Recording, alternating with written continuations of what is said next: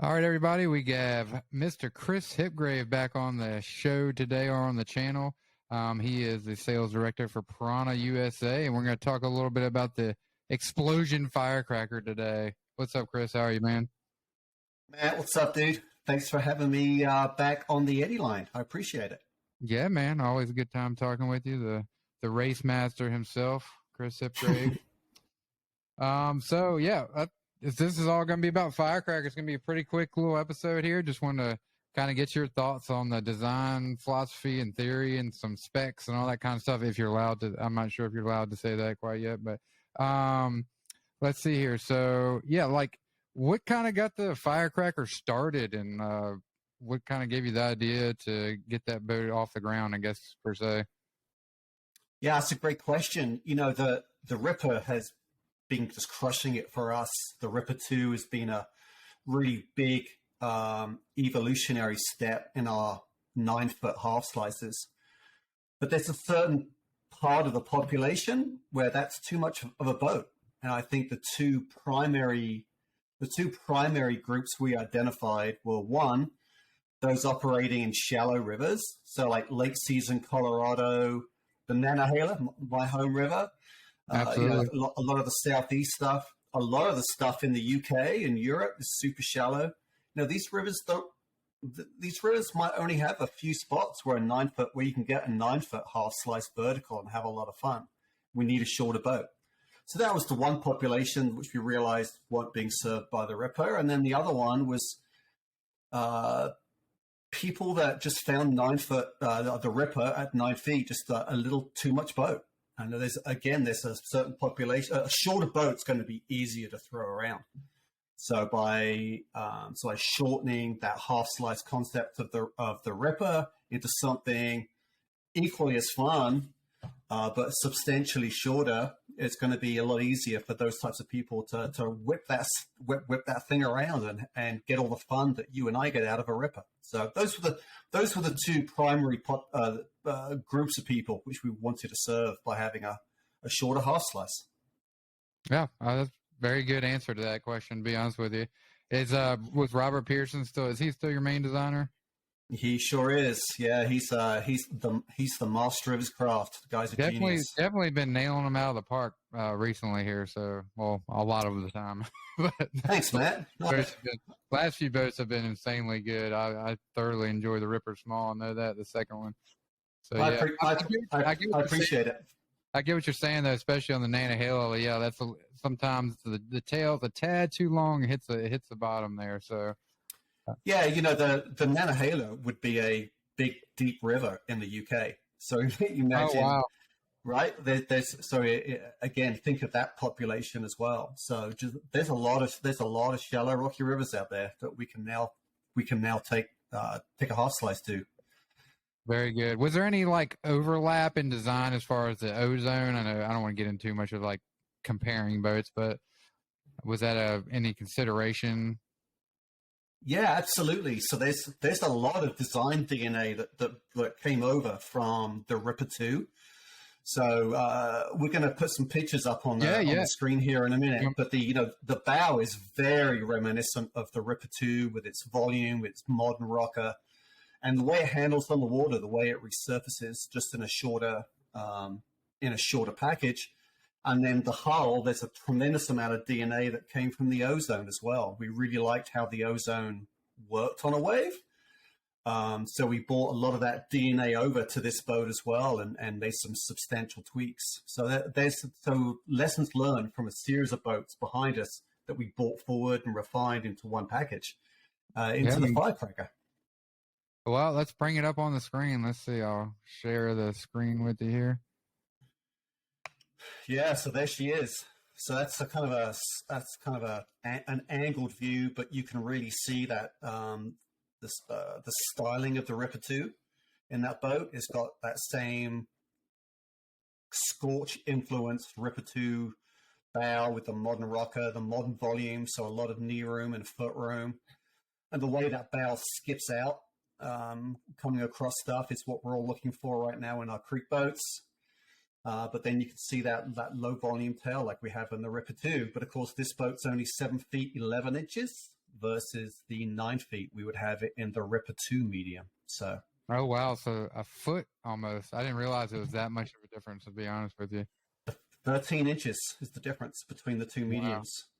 It looks, I mean, I will say this. Y'all always put out really good looking boats. Like the styling, it's got that kind of same cutout styling like the Scorch. It looks really good.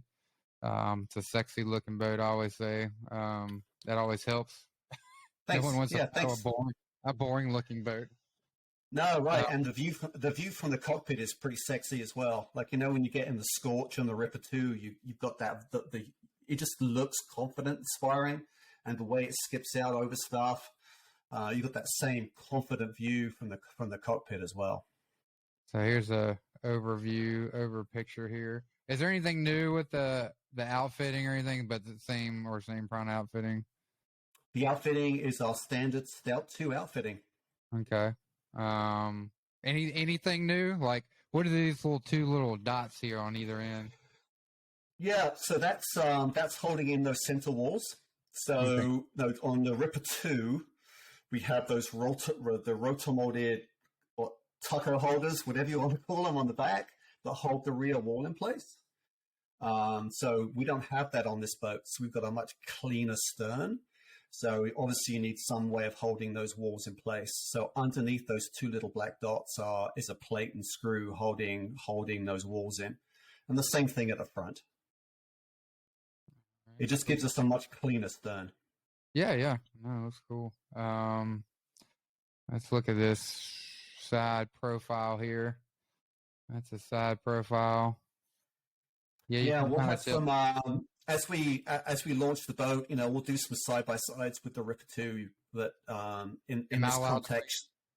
Am I allowed to bring up a Ripper 2 picture? If you want to, sure. Okay, let's look at it. But, we have a lot of the similar styling to the Ripper 2.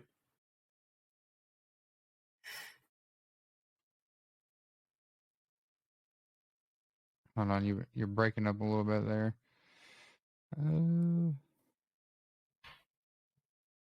Right there. Yep. I lost you there for a second. All good. Let's see. I'm trying to enlarge it a little bit here, but it's hard to do because it's not a picture you sent me necessarily. But anyway, we can kind of see. Okay. You can see the differences here in the tail a little bit. Obviously, the Ripper 2 is a little thinner, but this, shorter, a little stubbier. Maybe a little more volume up here at the top, kind of near the back. Yeah, so it's the boat. No, the Firecracker is super stable on its stern. You can get vertical and just balance it there forever. The Ripper 2 takes a little bit more technique and control, again, because of that extra length. So a lot of that volume, that little bubble of volume behind the cockpit there is giving us that control and that balance, which is pretty cool. But the big differences are the hulls between these two, and we don't have hull shots to share with you, Matt. I'm afraid we'll have those shortly. But starting with the Ozone hull, we've got a cracking planing hull with good edges that's really quite loose on a wave. The way it spins is fantastic. Well, obviously the hull on the Ripper is a little different than that. So I can see very, very different. The side profile, at least like a kind of a cutout here near the stern on the hull. Is that what you're talking about, like a cracking hole? Yeah, the Ozone had that too. Okay. I did the Ozone review, but I can't remember. I do so many boat reviews, can't remember. It looks like a nice side profile. Like it looks like it'd be a pretty forgiving boat. But also give you that like nice hull to surf and flat spin and stuff like that. Yeah, when earlier you were talking about design philosophy, one of the things we kept coming back to with the Firecracker was make it easy. Easy was a word that we kept coming back to. Now, these shorter boats are easier to engage and to play with, so we wanted to make sure that a wider audience could enjoy a Pyranha boat. And so we really, really made a point of making this boat very easy to initiate, and play with, and to balance, whether that's vertical or balance on a big wave. So yeah, it'll really come to life. I'm really thrilled to get people in this boat. It really is brilliant. A little bit more cockpit volume too, kind of right above the knees. It looks like maybe. Yeah, so I think that's actually an illusion, Matt. You know, you're Okay, comparing. It's like you're comparing mediums to mediums here, but because the Firecracker is shorter, that volume looks more pronounced. The gotcha. ergonomics between the Firecracker medium and the Ripper 2 medium are almost identical. Well, good thing you're here. See, that's good. You have the person who knows about the boat, not me, just looking at it. People have assumptions. Yeah, and this is the Firecracker medium we're looking at, or what we're calling the Firecracker 242. Okay. So we're changing our naming structure a little bit for this boat. So the medium will essentially be called the Firecracker 242, the large will be the 252, and the small will be the 232. Those numbers are a tribute to some of the older boats which we've had, like the Inner Zone 232 or Micro 250. So it's a nod to our history, but also we acknowledge that a lot of people upsize in their half slices to make a really agile, playful creaker, or they might downsize to make it more chuckable. So rather than just pigeonholing people and saying, "Oh, you're a medium paddler, you got to paddle a medium," we're trying to just kind of make that a little more subtle between sizes. Gotcha. Yeah, I kind of like the number thing. You know, I grew up as a Piranha fan, and so I paddled I'm the in a zone and all those type of boats. So it's pretty cool to go back to that. Thanks, man. So when are the releases on the different sizes coming? So the Firecracker 242 is here in America. We've got containers of them already here. They're actually heading out to dealers as we speak. So the first batch of Firecracker 242s will be in dealers this week. There's obviously a lot more coming. The small, or the Firecracker 232 will be next. That's about 6 to 8 weeks behind. And then the larger 252 will be last. We'll probably see that another 6 to 8 weeks behind the small. Gotcha. Well, I'm glad the small is next, at least this time. I always have to wait till last. Matt, we did that just for you, buddy. I appreciate it. Yeah, I'm sure you did. That's okay. No, that's awesome. You know, that's gonna force me to spend some more money in the next 2 weeks anyway to buy a medium and try it. So there we go. Do you have the specs on the different boats? Are you allowed to say, or? Yeah, I mean the Firecracker 242, the medium there, it's 7 feet 11 inches long, 26 inches wide. We haven't posted the official volume yet. Our intern is still behind the warehouse with his gallon jugs of water, figuring that out for us. So only way to do it. We'll post that soon, and then we'll get the specs up for the 232 and the 252 as soon as we can. Okay, that's awesome. Any different colors for this year? I know people are going to ask that. Yeah, so the two stock colors remain the same: Fire Ant and Smoking Gecko. They've been around. This is its second year I think we've had for these colors. But we've got two new limited edition colors, and I sent you a color swatch, Matt. If you want to put those up on the screen. Here we go. Yeah, it's that bottom left one. Oh, nifty. All right. Yeah, so we have two new limited edition colors for this year. So the first one is gold camo. So it's a North American exclusive limited edition. It's an olive base with those dark gray splashes and gold handles.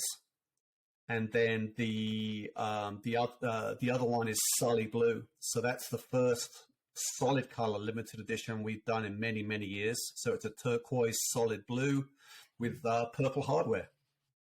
And when will you be able to get the limited colors? They're in the country right now in limited numbers. In not just the Firecracker, but also in Ripper 2s and Scorches. Now you're really killing me. I love this. I love color. Yeah, that was like my mom's cancer thing. So I gotta get me one of those. That's awesome too. So got some new colors, new boats, man. Piranha's just killing it. So who would you recommend this boat for? I'm trying to keep this podcast short, but yeah, just a couple more questions. Who would be your ideal person for this boat? Yeah, I mean the Firecracker is again, it's for those two audiences which we've described. In my opinion, someone that wants something shorter, more chuckable, more playful, but also someone that wants to access some of these things that they might have been a little tepid to do so in a 9-foot half slice. A shorter boat's going to be significantly more playful. So yeah, I'm super excited to get the large myself, squeeze into the large, and be able to have good play in it. Well, we can chop your legs down a little bit to fit you in the medium or small.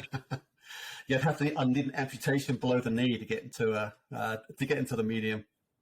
Yeah, I think this boat, what it's going to really do best is like if you're going on like a wall to splat, the ripper, you kind of have to like get a little momentum first, start to pirouette it up first before you can do that. Or where this, where you can kind of just pop it up right at the wall. I think that'll do really well. Yeah, it goes vertical, one stroke, flat water. It's super easy to get down. Again, it's that beautiful stern, that short length just makes it super, super easy. And we've got a bunch of videos landing at the launch date on Wednesday, February the 15th, which highlights a lot of the coolness. That's awesome. Yeah, man, cool. Only other thing I wanted to ask you, I saw a little teaser for an Evo 2. I haven't even got my hands on an Evo 1 yet. So what's going on with the Evo 2? Is that a strictly Team Piranha thing? Well, first of all, Matt, let's acknowledge what the Evo is. It is a laser focus boat for extreme slalom, or it's now called kayak cross. So we're investing a lot of time into developing a boat which will hopefully get us gold medals in the Paris 2024 Olympics, right? So, yeah, we're in phase 2 right now. I think you've seen some of the social media posts about that. We've been doing a lot of testing.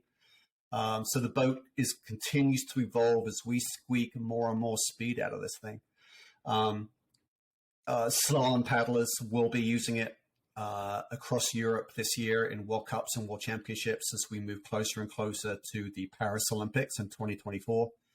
And we will see some of these. We will see some of them in the States later in the year as well. But right now the development process is still going at 1,000 miles an hour as we meet some deadlines and squeak as much speed as we can out of a 9-foot kayak crossboat.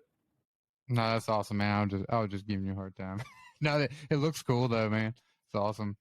All right, well, we're just gonna keep it short, like I said. Just going to kind of give you some teaser on the Firecracker, a little bit of information, why it's developed, and that kind of thing, who it's for, what sizes, colors, all that good jazz. So yeah, Wednesday.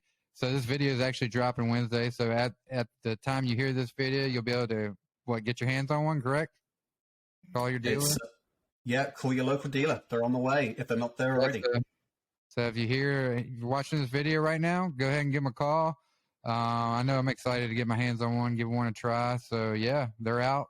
Check them out, and looking forward to the small, man. Of course, I'll give you a review on that in the medium as well. So I appreciate your time today. And yeah, anything else you want to add?